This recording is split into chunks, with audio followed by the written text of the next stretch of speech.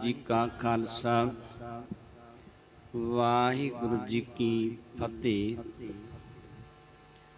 जुग जुग अटल बाणी के बोहित चबर तखत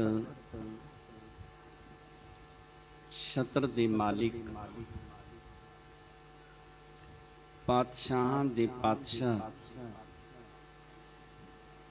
सतगुरु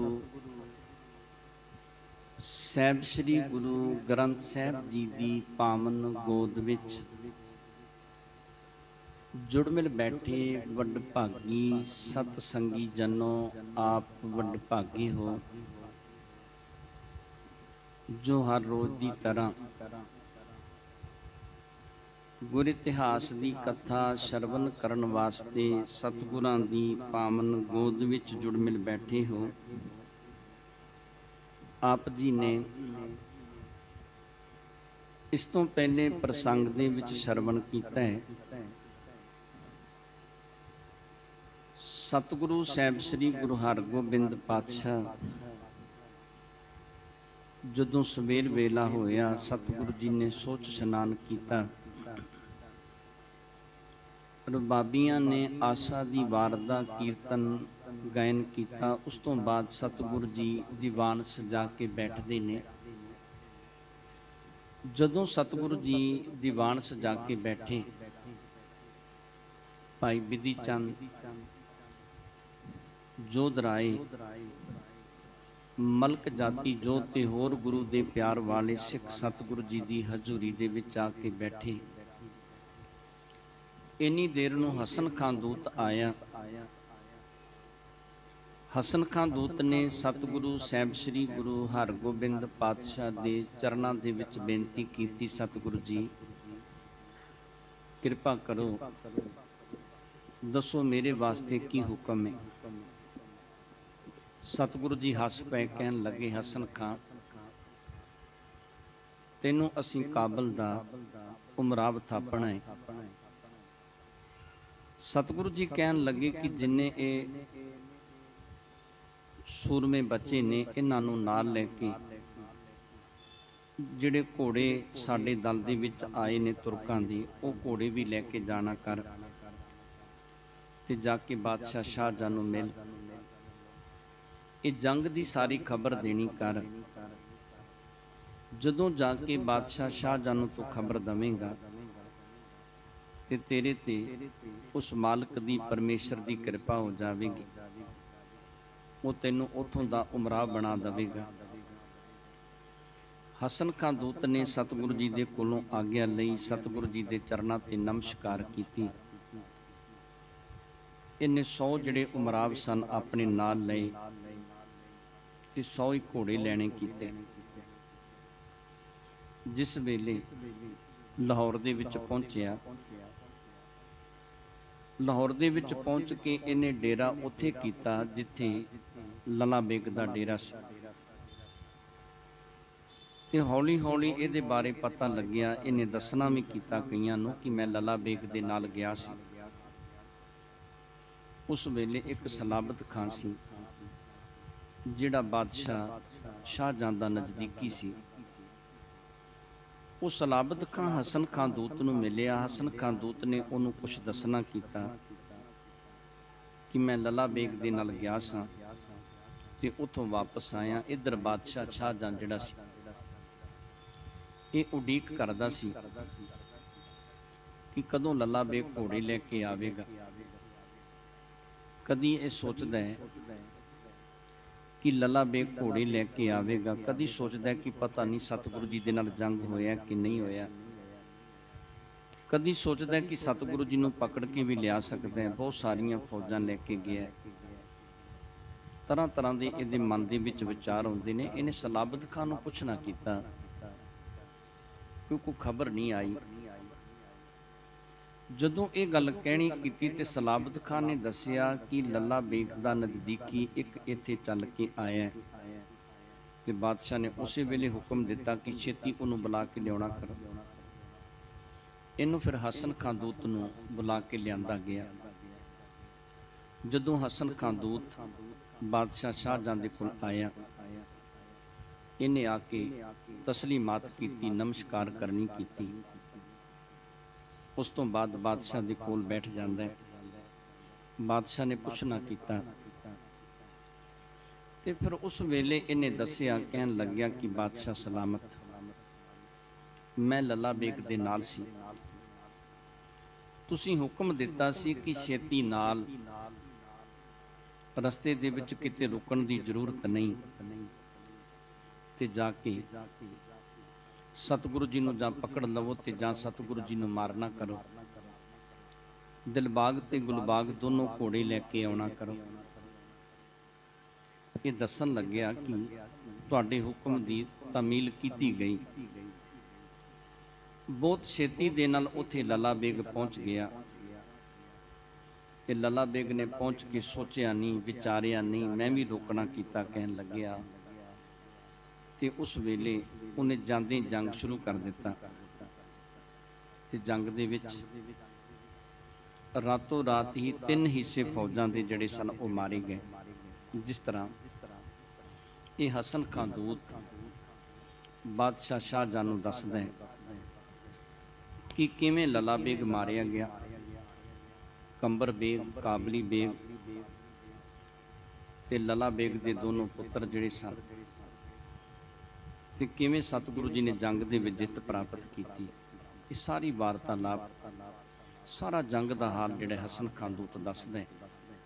ਤੇ ਜਿਵੇਂ ਬਾਦਸ਼ਾਹ ਇਹਦੇ ਤੇ ਰਹਿਮਤ, ਇਹਦੇ ਤੇ ਕਿਰਪਾ ਕਰੇਗਾ, ਸੋ ਪਾਵਨ ਜਸ ਸਰਵਨ ਕਰਨ ਵਾਸਤੇ ਆਪਣੀਆਂ ਮਨਬਿਰਤੀਆਂ ਨੂੰ ਇਕਾਗਰ ਕਰਦੇ ਹਾਂ, ਸਤਿਗੁਰਾਂ ਦੇ ਚਰਨਾਂ ਦੇ ਨਾਲ ਜੁੜਦੇ ਹਾਂ। ਉਚਾਰਨ ਕਰੋ ਸਤਨਾਮ ਸ੍ਰੀ ਵਾਹਿਗੁਰੂ ਸਾਹਿਬ ਜੀ। ਸਤਨਾਮ ਸ੍ਰੀ ਵਾਹਿਗੁਰੂ ਸਾਹਿਬ ਜੀ।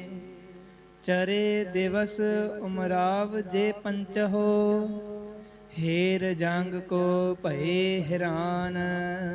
ਹਸਨ ਖਾਂ ਦੂਤ ਉਸ ਵੇਲੇ ਬਾਦਸ਼ਾਹ ਸ਼ਾਹਜਹਾਂ ਨੂੰ ਦੱਸਣ ਲੱਗਿਆ ਕਿ ਜਦੋਂ ਦਿਨ ਚੜ੍ਹਿਆ ਨਾ, ਦਿਨ ਚੜ੍ਹੇ, ਇਹ 5 ਹੀ ਉਮਰਾਵ ਸਨ। 2 ਲੱਲਾ ਬੇਗ ਦੇ ਪੁੱਤਰ, ਇੱਕ ਲੱਲਾ ਬੇਗ, ਕਾਬਲੀ ਬੇਗ ਤੇ ਇੱਕ ਕੰਬਰ ਬੇਗ ਜਿਹੜਾ ਲੱਲਾ ਬੇਗ ਦਾ ਭਰਾ ਸੀ। ਕਹਿੰਦੇ ਸਵੇਰ ਹੁੰਦਿਆਂ ਹੀ ਜਦੋਂ ਇਹਨਾਂ ਨੇ 5 ਫੌਜਾਂ ਦੇ ਸਰਦਾਰਾਂ ਨੇ ਵੇਖਣਾ ਕੀਤਾ, ਵੇਖ ਕੇ ਹੈਰਾਨ ਰਹਿ ਗਏ ਕਿ ਸਾਡੀਆਂ ਫੌਜਾਂ ਤੇ ਰਾਤ ਵੇਲੇ ਐਵੇਂ ਹੀ ਅਜਾਈ ਮਾਰੀਆਂ ਗਈਆਂ। ਸਭ ਦਲ ਲੈ ਕਰ ਗੁਰ ਕੇ ਸਨਮੁਖ, ਲਰਨ ਹੇਤ ਬਜਵਾਏ ਨਿਸ਼ਾਨ। ਇਹਨਾਂ ਨੇ ਜਿੰਨਾ ਦਲ ਸੀ, ਜਿਹੜੀਆਂ ਇਹਨਾਂ ਕੋਲ 10,000 ਫੌਜਾਂ ਬਚੀਆਂ ਸਨ, ਇਹਨਾਂ ਨੇ 10,000 ਫੌਜਾਂ ਲਈਆਂ ਤੇ ਸਤਿਗੁਰੂ ਸਾਹਿਬ ਸ੍ਰੀ ਗੁਰੂ ਹਰਗੋਬਿੰਦ ਪਾਤਸ਼ਾਹ ਦੇ ਨਾਲ ਲੜਨ ਵਾਸਤੇ ਇਹਨਾਂ ਨੇ ਉਸ ਵੇਲੇ ਨਗਾਰੇ ਦੇ ਉੱਤੇ ਚੋਭਾਂ ਲਵਾਉਣੀਆਂ ਕੀਤੀਆਂ। ਉਮੜਿਓ ਹਥਿਆਰਨ ਕੋ ਪਕਰੇ, ਉਤ ਤੇ ਭਏ ਗੁਰੂ ਸਵਧਾਨ।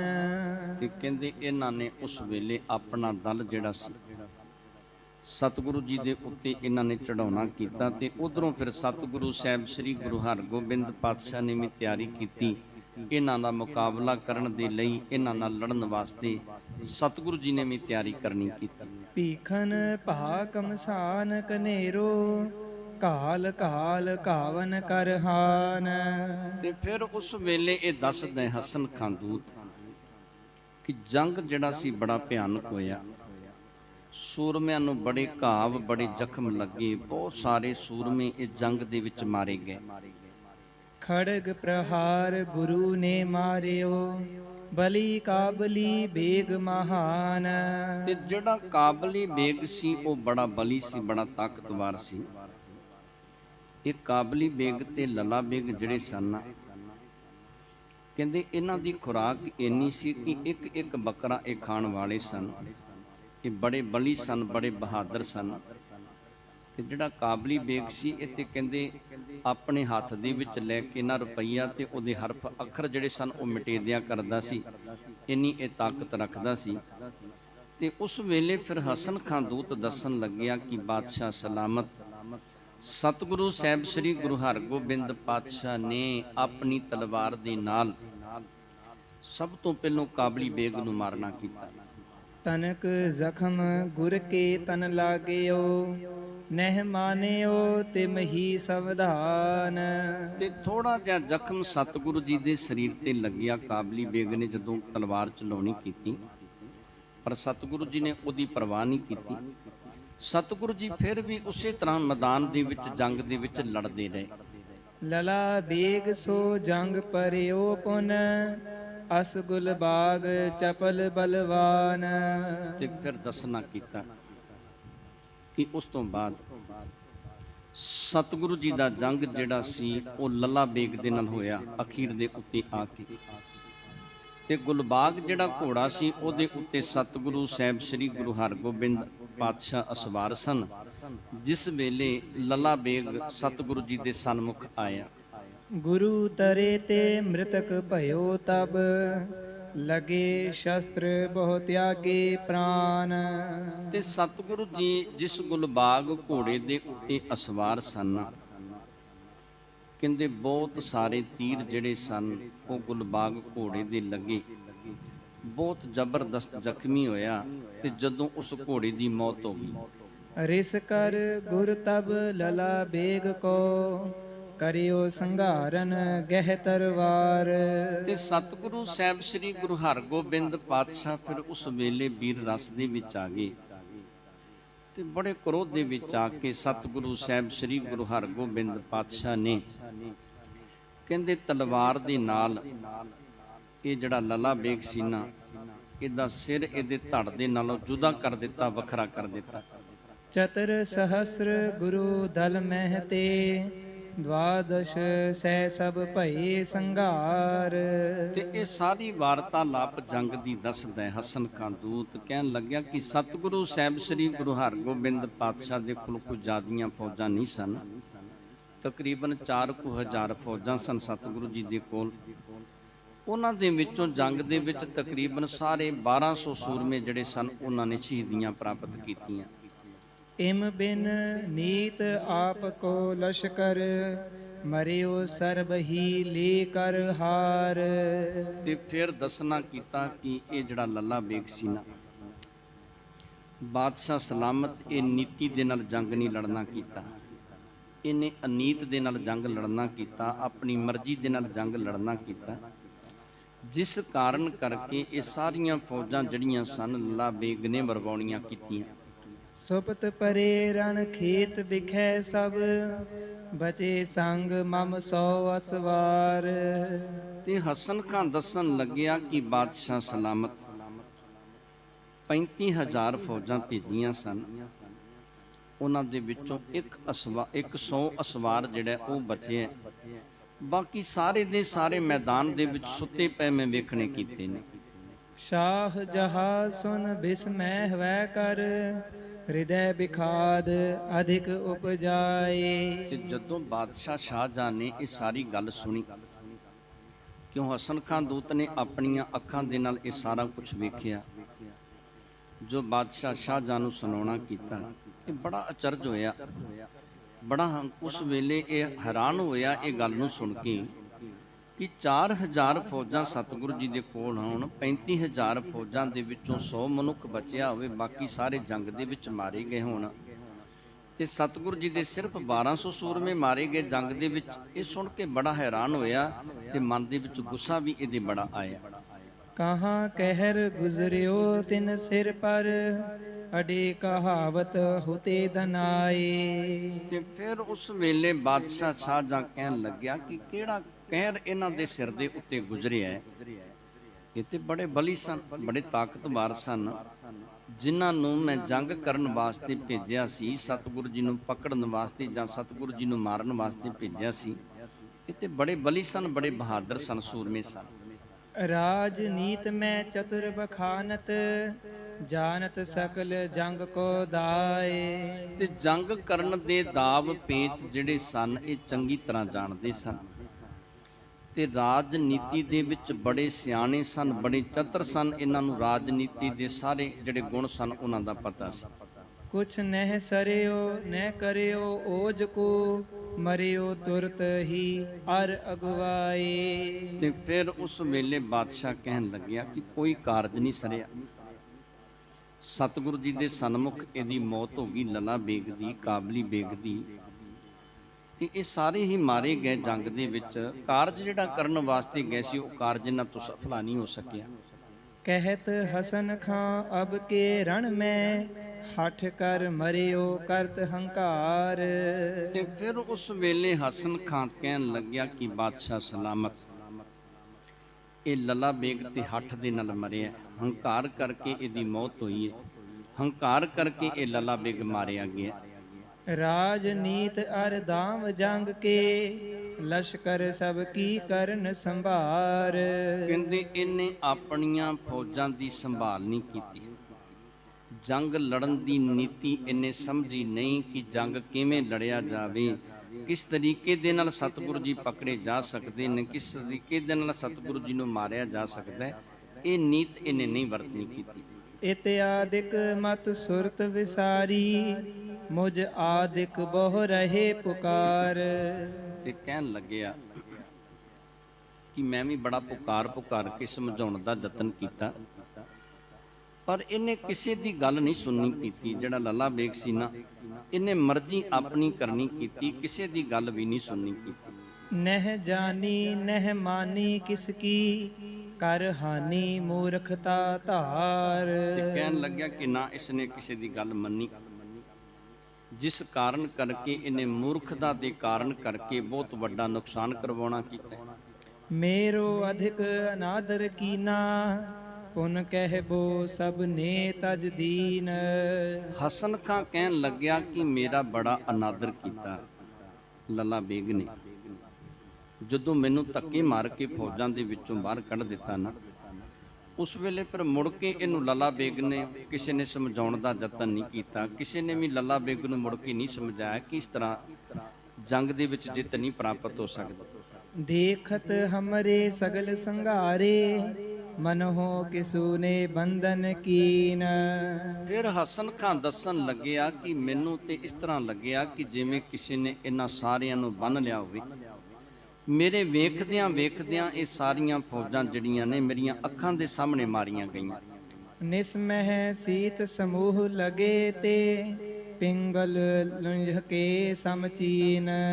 ਤੇ ਫਿਰ ਉਸ ਵੇਲੇ ਇਹ ਕਹਿਣ ਲੱਗਿਆ ਕਿ ਰਾਤ ਵੇਲੇ ਇੰਨੀ ਠੰਡ ਸੀ, ਇੰਨੀ ਸੀਤ ਲਹਿਰ ਰਾਤ ਵੇਲੇ ਚੱਲੀ, ਜਿਵੇਂ ਕੋਈ ਪਿੰਗਲੇ ਹੁੰਦੇ ਨੇ, ਜਿਵੇਂ ਕੋਈ ਲੂੰਗੇ ਹੁੰਦੇ ਨੇ। ਕਹਿੰਦੇ ਉਸ ਤਰ੍ਹਾਂ ਦੀ ਹਾਲਤ ਇਹਨਾਂ ਦੀ ਬਣ ਗਈ। ਇਹੋ ਜਿਹੀ ਹਾਲਤ ਦੇ ਨਾਲ ਇਹ ਲੜੇ ਤੇ ਇਹਨਾਂ ਨੇ ਆਪਣੀਆਂ ਤਲਵਾਰਾਂ, ਆਪਣੇ ਸ਼ਸਤਰ ਜਿਹੜੇ ਸਨ ਉਹ ਨਾ ਸੰਭਾਲ ਸਕੇ। ਦਿਨ ਮੈਂ ਕਰ ਪੁਰਸ਼ਾਰਥ ਮਾਰੇ ਇਮ ਗੁਰ ਫਤਿਹ ਸੁਗਮ ਹੀ ਲੀਨ। ਤੇ ਦਿਨ ਦੇ ਵਿੱਚ ਸਤਿਗੁਰੂ ਜੀ ਨੇ ਪੁਰਸ਼ਾਰਥ ਕਰਕੇ ਇਹ ਮਾਰਨੇ ਕੀਤੇ। ਤੇ ਇਸ ਤਰੀਕੇ ਦੇ ਨਾਲ ਸਤਿਗੁਰੂ ਸਾਹਿਬ ਸ੍ਰੀ ਗੁਰੂ ਹਰਗੋਬਿੰਦ ਪਾਤਸ਼ਾਹ ਨੇ ਜਿੱਤ ਪ੍ਰਾਪਤ ਕਰਨੀ ਕੀਤੀ। ਸੁਣਤ ਵਜ਼ੀਰ ਖਾਨ ਗੁਰ ਸਿੱਖ ਕਹਿ ਕਈ ਬਾਰ ਪਤਿਆਰੋ ਲੀਨ। ਤੇ ਜਿਹੜਾ ਵਜ਼ੀਰ ਖਾਨ ਸੀ ਨਾ, ਇਹ ਸਤਿਗੁਰੂ ਜੀ ਦਾ ਸਿੱਖ ਸੀ। ਵਜ਼ੀਰ ਖਾਨ ਦਾ ਸਤਿਗੁਰੂ ਜੀ ਦੇ ਉੱਤੇ ਬੜਾ ਭਰੋਸਾ ਸੀ, ਬੜਾ ਵਿਸ਼ਵਾਸ ਸੀ। ਜਦੋਂ ਸਾਰੀ ਗੱਲ ਵਜ਼ੀਰ ਖਾਨ ਨੇ ਸੁਣੀ ਨਾ, ਉਸ ਵੇਲੇ ਵਜ਼ੀਰ ਖਾਨ ਕਹਿਣ ਲੱਗਿਆ, ਬਾਦਸ਼ਾਹ ਸਲਾਮਤ, ਸਤਿਗੁਰੂ ਸਾਹਿਬ ਸ੍ਰੀ ਗੁਰੂ ਹਰਗੋਬਿੰਦ ਪਾਤਸ਼ਾਹ ਨੂੰ ਬੜੀ ਵਾਰੀ ਪਤਿਆ ਕੇ ਵੇਖਣਾ ਕੀਤਾ ਹੈ, ਬੜੀ ਵਾਰੀ ਸਤਿਗੁਰੂ ਜੀ ਦੇ ਇਹ ਅਚਰਜ ਕੌਤਕ ਜਿਹੜੇ ਨੇ ਉਹ ਵੇਖਣੇ ਕੀਤੇ ਨੇ। ਕਰਾਮਾਤ ਕਾਮਲ ਬੜ ਗੁਰ ਘਰ ਸ਼੍ਰੀ ਨਾਨਕ ਜੀ ਪਰਮ ਪ੍ਰਬੀਨ। ਤੇ ਵਜ਼ੀਰ ਖਾਨ ਕਹਿਣ ਲੱਗਿਆ ਕਿ ਗੁਰੂ ਘਰ ਜਿਹੜਾ ਨਾ ਉਹ ਕਰਾਮਾਤੀ ਹੈ। ਸਤਿਗੁਰੂ ਸਾਹਿਬ ਸ੍ਰੀ ਗੁਰੂ ਨਾਨਕ ਦੇਵ ਜੀ ਪਾਤਸ਼ਾਹ ਦਾ ਇਹ ਘਰ ਹੈ। ਸਤਿਗੁਰੂ ਸਾਹਿਬ ਸ੍ਰੀ ਗੁਰੂ ਨਾਨਕ ਦੇਵ ਜੀ ਪਾਤਸ਼ਾਹ ਦੀ ਇਹ ਗੱਦੀ ਹੈ ਤੇ ਇਹ ਬੜੀ ਕਰਾਮਾਤਾਂ ਵਾਲੀ ਹੈ। ਪੀਰਨ ਪੀਰ ਭਏ ਜਗ ਜ਼ਾਹਰ ਅਰੇ ਸੁਹਾਰੇ ਸਭਨੇ ਚੀਨ। ਤੇ ਸਤਿਗੁਰੂ ਸਾਹਿਬ ਸ੍ਰੀ ਗੁਰੂ ਨਾਨਕ ਦੇਵ ਜੀ ਪਾਤਸ਼ਾਹ ਵੀ ਪੀਰਾਂ ਦੇ ਪੀਰ ਸਨ। ਤੇ ਜਿਹੜਾ ਸਤਿਗੁਰੂ ਜੀ ਦੇ ਸਨਮੁਖ ਵੀ ਅੜਿਆ ਨਾ, ਉਹ ਸਤਿਗੁਰੂ ਜੀ ਦੀ ਸ਼ਰਨ ਦੇ ਵਿੱਚ ਸਤਿਗੁਰੂ ਜੀ ਦੇ ਸਾਹਮਣੇ ਉਹਨੂੰ ਝੁਕਣਾ ਪਿਆ। ਅਬ ਵਿਚਾਰ ਕਰ ਹੀਰ ਹੋ ਚਿਤ ਮੈਂ, ਨਹਿ ਮਤ ਮੈਂ ਆਵਹਿ ਕਿਆ ਕੀਨ।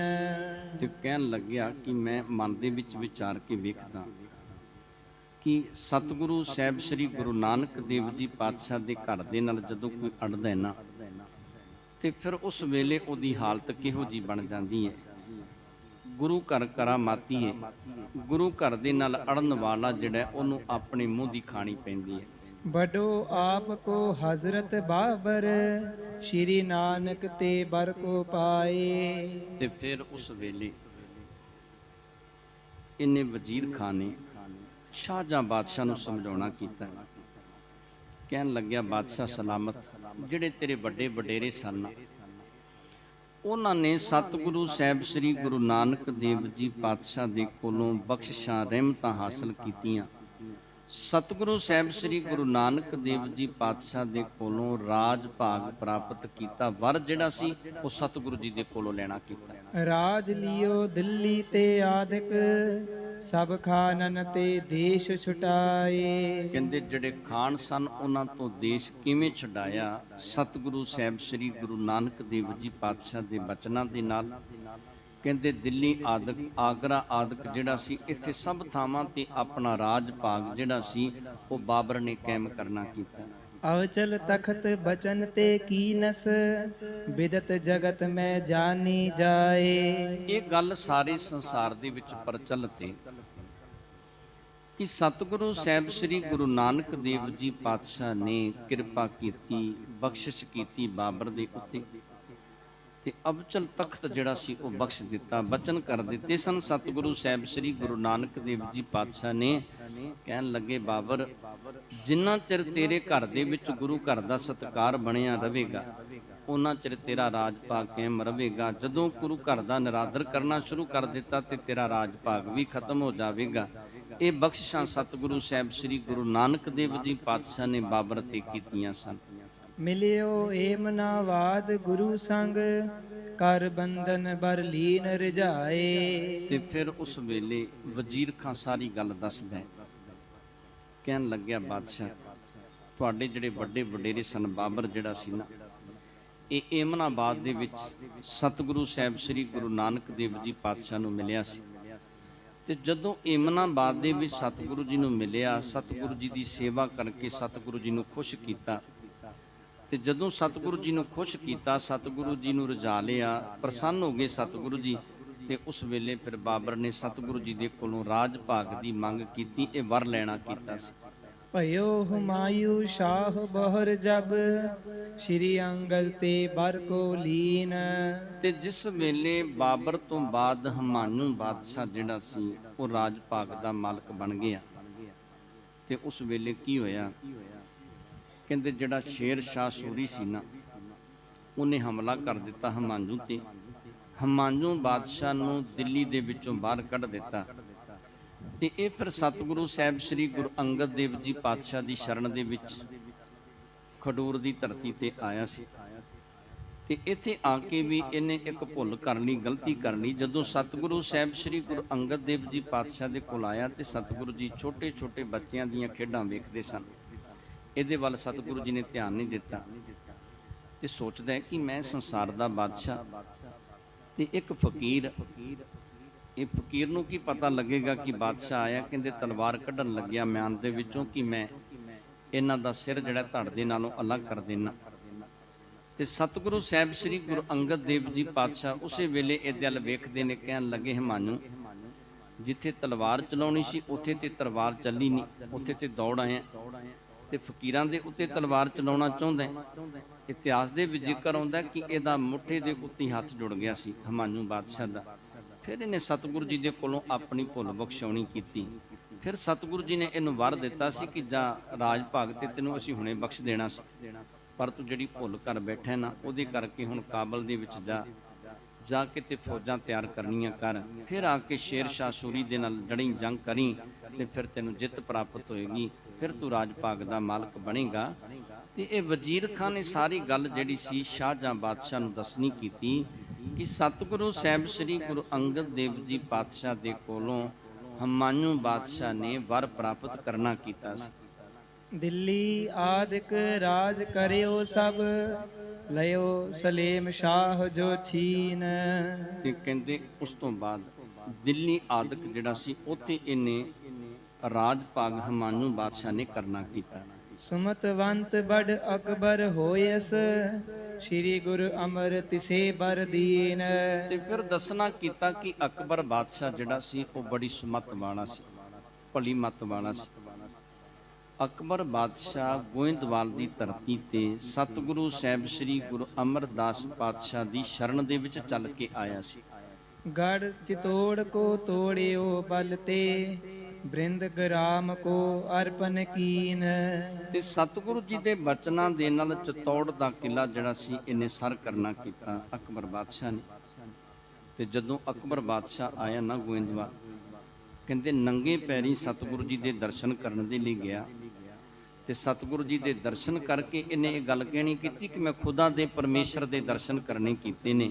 ਜੇ ਲੰਗਰ ਦੇ ਵਿੱਚੋਂ ਪ੍ਰਸ਼ਾਦਾ ਛਕਿਆ ਤੇ ਉਸ ਵੇਲੇ ਇਹਨੇ ਇਹ ਗੱਲ ਕਹਿਣੀ ਕੀਤੀ ਕਿ ਇਹੋ ਜਿਹਾ ਆਨੰਦ, ਇਹੋ ਜਿਹਾ ਰਸ ਤੇ ਮੈਨੂੰ 36 ਪ੍ਰਕਾਰ ਦੇ ਪਦਾਰਥਾਂ ਤੋਂ ਵਿੱਚੋਂ ਨਹੀਂ ਆਇਆ ਜਿਹੜਾ ਅਲੂਣੇ ਓਗਰੇ ਦੇ ਵਿੱਚੋਂ ਮੈਨੂੰ ਰਸ ਪ੍ਰਾਪਤ ਹੋਇਆ, ਆਨੰਦ ਪ੍ਰਾਪਤ ਹੋਇਆ। ਤੇ ਕਹਿੰਦੇ ਉਸ ਵੇਲੇ ਫਿਰ ਇਹਨੇ ਬਹੁਤ ਸਾਰੀ ਜਗੀਰ ਗੁਰੂ ਘਰ ਦੇ ਨਾਂ ਲਗਾਉਣੀ ਕੀਤੀ ਸੀ ਅਕਬਰ ਬਾਦਸ਼ਾਹ ਨੇ। ਸ਼੍ਰੀ ਅਰਜਨ ਅਰ ਸ਼੍ਰੀ ਹਰ ਗੋਬਿੰਦ, ਜਹਾਂਗੀਰ ਹਜ਼ਰਤ ਇਮ ਸੰਗ।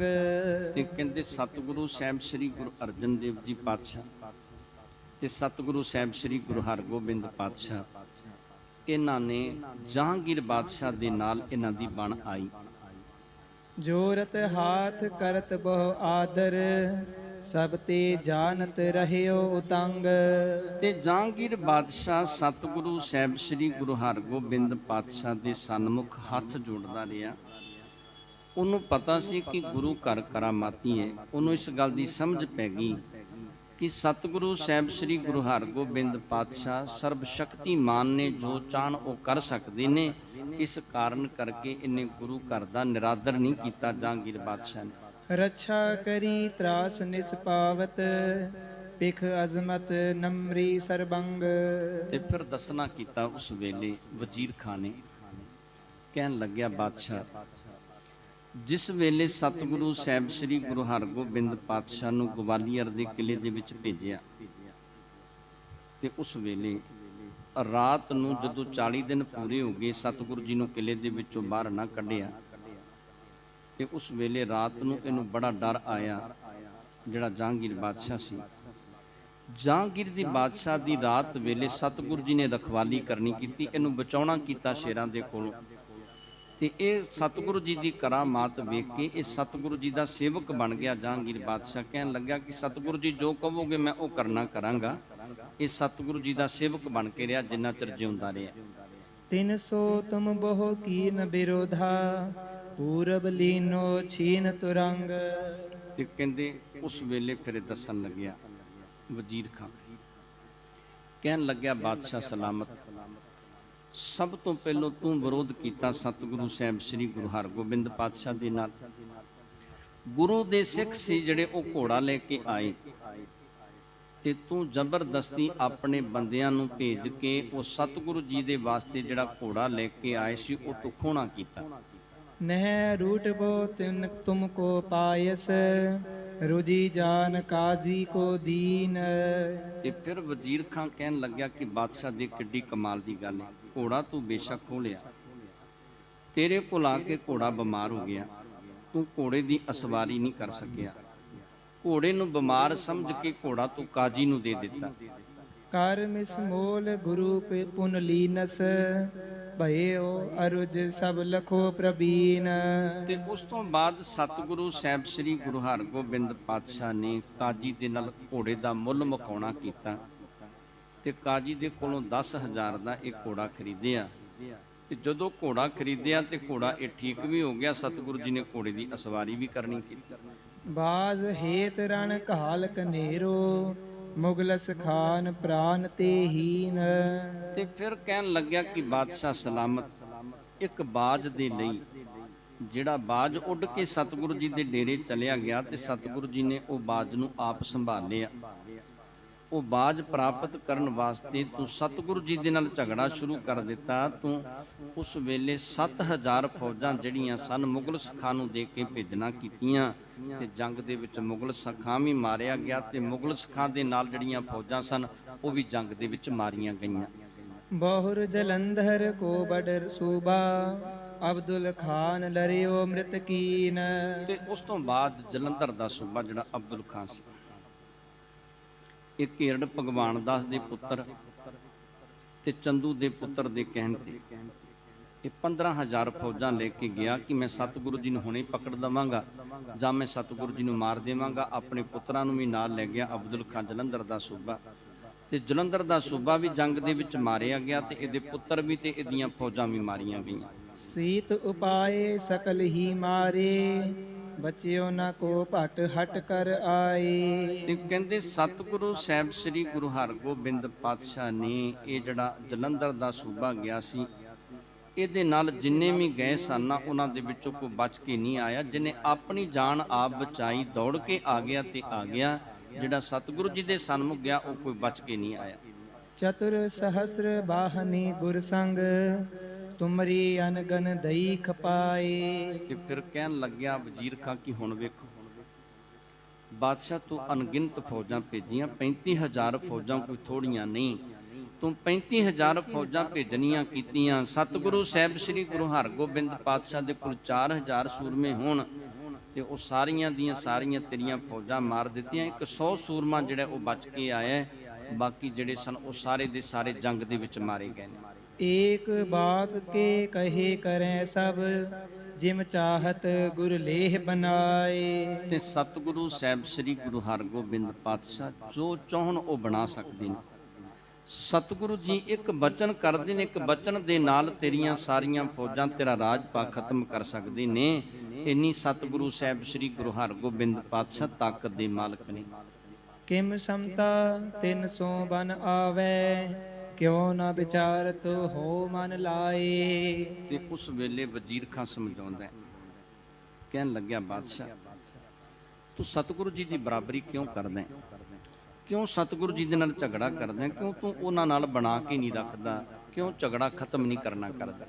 ਆਪਨ ਬਡਨ ਕੀ ਰਖੋ ਮਰਜ਼ਾਦਾ ਜਿਨ ਆਗੇ ਤਿਨ ਸੀਸ ਨਿਵਾਏ। ਤੇ ਫਿਰ ਵਜ਼ੀਰ ਖਾਨ ਨੇ ਸਮਝਾਇਆ, ਕਹਿਣ ਲੱਗਿਆ ਬਾਦਸ਼ਾਹ ਸਲਾਮਤ ਆਪਣੇ ਵੱਡਿਆਂ ਦੀ ਮਰਿਆਦਾ ਜਿਹੜੀ ਉਹ ਕਾਇਮ ਰੱਖਣਾ ਕਰ। ਤੇਰੇ ਵੱਡੇ ਵਡੇਰੇ ਸਤਿਗੁਰੂ ਸਾਹਿਬ ਸ੍ਰੀ ਗੁਰੂ ਨਾਨਕ ਦੇਵ ਜੀ ਪਾਤਸ਼ਾਹ ਦੇ ਘਰ ਦੇ ਅੱਗੇ ਨਿਮਦੇ ਰਹੇ, ਨਮਸਕਾਰਾਂ ਕਰਦੇ ਰਹੇ। ਤੂੰ ਵੀ ਉਸੇ ਤਰ੍ਹਾਂ ਗੁਰੂ ਘਰ ਦਾ ਸਤਿਕਾਰ ਕਰਨਾ ਕਰ। ਜੇ ਭਲਾ ਚਾਹੁੰਦਾ ਗੁਰੂ ਘਰ ਦਾ ਸਤਿਕਾਰ ਗੁਰੂ ਘਰ ਦੇ ਨਾਲ ਬਣਾ ਕੇ ਰੱਖਣੀ ਕਰ, ਵੈਰ ਵਿਰੋਧ ਨਾ ਕਰਨਾ ਕਰ।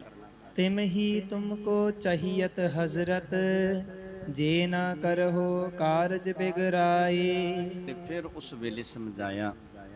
ਵਜ਼ੀਰ ਖਾਂ ਕਹਿਣ ਲੱਗਿਆ ਕਿ ਜਿਵੇਂ ਤੇਰੇ ਵੱਡੇ ਵਡੇਰਿਆਂ ਨੇ ਗੁਰੂ ਘਰ ਦਾ ਸਤਿਕਾਰ ਕੀਤਾ ਨਾ, ਉਸੇ ਤਰ੍ਹਾਂ ਤੂੰ ਵੀ ਗੁਰੂ ਘਰ ਦਾ ਸਤਿਕਾਰ ਕਰਨਾ ਕਰ। ਜੇ ਤੂੰ ਸਤਿਕਾਰ ਨਹੀਂ ਕਰੇਗਾ ਗੁਰੂ ਘਰ ਦਾ ਤੇ ਤੇਰਾ ਆਪਣਾ ਹੀ ਵਿਗਾੜ ਹੋਵੇਗਾ, ਤੇਰਾ ਆਪਣਾ ਹੀ ਨੁਕਸਾਨ ਹੋਵੇਗਾ ਜੇ ਗੁਰੂ ਘਰ ਦੇ ਨਾਲ ਤੂੰ ਵੈਰ ਵਿਰੋਧ ਕਰਨਾ ਕਰੇਗਾ। ਇਸੀ ਹੇਤ ਤੇ ਚੜਨ ਲਗੇ ਜਬ ਮੈਂ ਤੁਮਕੋ ਰਾਖਿਓ ਅਟਕਾਏ। ਤੇ ਫਿਰ ਉਸ ਵੇਲੇ ਵਜ਼ੀਰ ਖਾਂ ਕਹਿਣ ਲੱਗਿਆ ਕਿ ਬਾਦਸ਼ਾਹ ਇਸ ਕਾਰਨ ਕਰਕੇ ਮੈਂ ਗੁਰੂ ਘਰ ਨੂੰ ਜਾਣਦਾ, ਮੈਨੂੰ ਸਮਝੇ ਕਿ ਗੁਰੂ ਘਰ ਕਿੰਨਾ ਕੁ ਕਰਾਮਾਤੀ ਹੈ, ਮੈਨੂੰ ਇਹ ਸਮਝੇ ਕਿ ਸਤਿਗੁਰੂ ਜੀ ਦੇ ਬਚਨਾਂ ਦੇ ਵਿੱਚ ਕਿੰਨੀ ਕੁ ਤਾਕਤ ਹੈ। ਇਸ ਕਰਕੇ ਬਾਦਸ਼ਾਹ ਸਲਾਮਤ ਜਦੋਂ ਤੂੰ ਚੜਨ ਲੱਗਿਆ ਤੇ ਤੈਨੂੰ ਮੈਂ ਰੋਕਣਾ ਕੀਤਾ, ਤੈਨੂੰ ਮੈਂ ਵਰਜਿਤ ਕਰਨਾ ਕੀਤਾ, ਇਸ ਕਾਰਨ ਕਰਕੇ ਹੀ ਮੈਂ ਤੈਨੂੰ ਰੋਕਣਾ ਕੀਤਾ ਸੀ। ਤੋਹੇ ਬਡਨ ਜਿਨ ਤੇ ਲੈ ਬਖਸ਼ਿਸ਼ ਰਾਜ ਕਰਿਓ ਸਭ ਦੇਸ਼ ਵਿਦੇਸ਼। ਤੇਰੇ ਵੱਡਿਆਂ ਨੇ ਸਤਿਗੁਰੂ ਜੀ ਦੇ ਕੋਲੋਂ ਬਖਸ਼ਿਸ਼ਾਂ ਰਹਿਮਤਾਂ ਹਾਸਲ ਕੀਤੀਆਂ ਤੇ ਦੇਸ਼ਾਂ ਵਿਦੇਸ਼ਾਂ ਦੇ ਵਿੱਚ ਆਪਣਾ ਰਾਜ ਭਾਗ ਸਤਿਗੁਰੂ ਜੀ ਦੇ ਬਚਨਾਂ ਦੇ ਨਾਲ ਕਾਇਮ ਕਰਨਾ ਕੀਤਾ। ਤਿਨ ਕੇ ਸੰਗ ਜੰਗ ਤੁਮ ਠਾਨ ਹੋ ਉਚਿਤ ਨਹੀਂ ਮਨ ਲਖੋ ਵਿਸ਼ੇਸ਼। ਤੇ ਤੁਸੀਂ ਉਹਨਾਂ ਦੇ ਨਾਲ ਜੰਗ ਕਰਨਾ ਚਾਹੁੰਦੇ ਹੋ, ਇਹ ਗੱਲ ਭਲੀ ਨਹੀਂ, ਇਹ ਗੱਲ ਚੰਗੀ ਨਹੀਂ। ਜਿਨ੍ਹਾਂ ਤੋਂ ਤੇਰੇ ਵੱਡਿਆਂ ਨੇ ਬਖਸ਼ਿਸ਼ਾਂ ਪ੍ਰਾਪਤ ਕੀਤੀਆਂ ਹੁਣ ਤੇ ਉਹਨਾਂ ਦੇ ਨਾਲ ਹੀ ਤੂੰ ਜੰਗ ਕਰਨਾ ਕਰੇ, ਇਹ ਤੇਰੇ ਵਾਸਤੇ ਠੀਕ ਨਜ਼ਰ ਨਹੀਂ ਆਉਂਦਾ। ਬਾਜ਼ ਬਾਜ ਕੀ ਕਹਾਂ ਬਾਤ ਥੀ ਤੁਮਕੋ ਪ੍ਰਾਪਤ ਅਨਿਕ ਹਮੇਸ਼। ਤੇ ਫਿਰ ਉਸ ਵੇਲੇ ਵਜ਼ੀਰ ਖਾਂ ਕਹਿਣ ਲੱਗਿਆ ਕਿ ਬਾਜ ਦੀ ਕੀ ਗੱਲ ਸੀ ਤੇ ਘੋੜੇ ਦੀ ਕੀ ਗੱਲ ਸੀ। ਪਤਾ ਨਹੀਂ ਕਿੰਨੇ ਕੁ ਤੇਰੇ ਕੋਲ ਬਾਜ ਨੇ ਤੇ ਕਿੰਨੇ ਕੁ ਤੇਰੇ ਕੋਲ ਘੋੜੇ ਨੇ, ਤੂੰ ਐਵੇਂ ਗੁਰੂ ਘਰ ਦੇ ਨਾਲ ਵਿਗਾੜ ਪਾਉਣਾ ਕੀਤਾ। ਨਹਿ ਵਿਰੋਧ ਕਰਬੋ ਬਨ ਆਵੈ, ਸਮਝੋ ਹਜ਼ਰਤ ਸੁਮਤ ਅਸ਼ੇਸ਼। ਤੇ ਫਿਰ ਸਮਝਾਇਆ ਕਿ ਬਾਦਸ਼ਾਹ ਸਲਾਮਤ, ਗੁਰੂ ਘਰ ਦੇ ਨਾਲ ਵੈਰ ਵਿਰੋਧ ਕਰਨਾ ਭਲਾ ਨਹੀਂ, ਆਪਣੇ ਮਨ ਦੇ ਨਾਲ ਵਿਚਾਰ ਕਰਨਾ ਕਰੋ।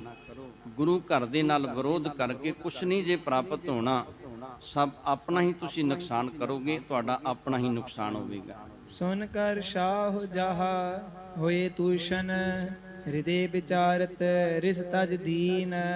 ਤੇ ਵਜ਼ੀਰ ਖਾਂ ਦੇ ਬਚਨ ਸੁਣ ਕੇ ਨਾ ਬਾਦਸ਼ਾਹ ਸ਼ਾਹਜਹਾਂ ਚੁੱਪ ਕਰ ਗਿਆ, ਮਨ ਦੇ ਵਿੱਚ ਵਿਚਾਰਿਆ ਤੇ ਇਹਨੇ ਫਿਰ ਗੁਰੂ ਘਰ ਦੇ ਨਾਲ ਵੈਰ ਵਿਰੋਧ ਜਿਹੜਾ ਸੀ ਉਹ ਖਤਮ ਕਰ ਦਿੱਤਾ। 300 ਲਰ ਕਰ ਫਤਿਹ ਨ ਪ੍ਰਾਪਤ, ਭਈ ਹਾਰ ਰਣ ਭਾ ਥਲ ਤੀਨ।